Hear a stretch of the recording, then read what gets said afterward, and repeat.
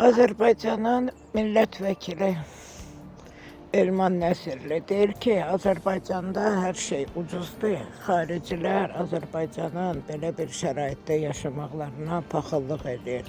O qədər ucuzluq olduğuna görə niyə paxıllıq eləməsin ki? Hər bir prezidentin ən böyük arzusudur, sahibkarların ən böyük arzusudur ki, işçi qüvvəsi ucuz olsun, ondan çox pul tələb eləməsinlər. Azərbaycanda olan işçi qüvvəsi ucuzluğu heç yerdə yoxdur. Məsələn, xarici ölkələrlə sравнивать edirsən, xarici ölkələrdə tutaq ki, saatı 12-15 evroya olanda bizdə günü 8 manata, 10 manata olur. Bu da elə çıxır ki, 12 saata böləndə hərdəsə 80 qəpik pul. 80 qəpik hara, 12 evro hara. Ona görə də ki, biz bunlar paxıllıq eləməlidirlər də. 12 evronu hər saatına adama verəndə o yazıq sahibkar nə gündə qalır ki? Amma bizim sahibkarlar elədir. Ucuz qiymətə işlədirlər, pullarını kəsirlər. Həmin onlara çatası pulları yuxarılara rüşvət verirlər ki, yaxşı uğurlaya bilsinlər. Əlbəttə ki, sahibkarların hamısı onlara paxıllıq eləyəcək. Deyirsiniz ki, Azərbaycanda hər şey ucuzdur, əlbəttə ki, ucuzdur.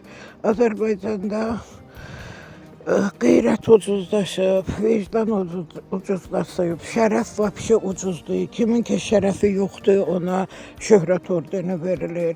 Yalan söz, vəbşi hamı yalan danışır. Abır-haya su qiymətinə, insan vəbşi qiymətində endirimlər var. Belə bir söhbətlər var. Конечно, ucuzluqdur.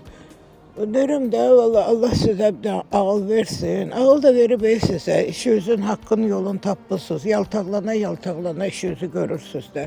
Derim, sizi fəhli insanlarla danışmağı adam görərdi. Vallahi girirsiniz özünüzdən böyüyün kabinetinə əylə çıxanda da ki, dikələ çıxırsınız. Mən hərdən deyirəm ki, yazıq olub bu millət. Sizin kimi deputatları var. Bu deputatlar kimə lazımdır? Nəyə lazımdır? Siz kimə lazımsınız?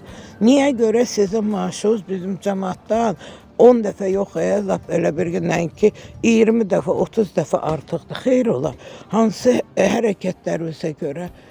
Fəhlə alır 350 manat, siz alırsınız 7500-8000 manat. Hələ bundan əlavə də ki, sizə maşın verilir, sizə şofer verilir, onların köməkçi verilir, onlara maaş verilir. Mən başa düşə bilmərəm, siz neyinirsiniz ki, bu pullara siz layiqsiniz? Nə bilim, vallahi, Allah millətə kömək olsun.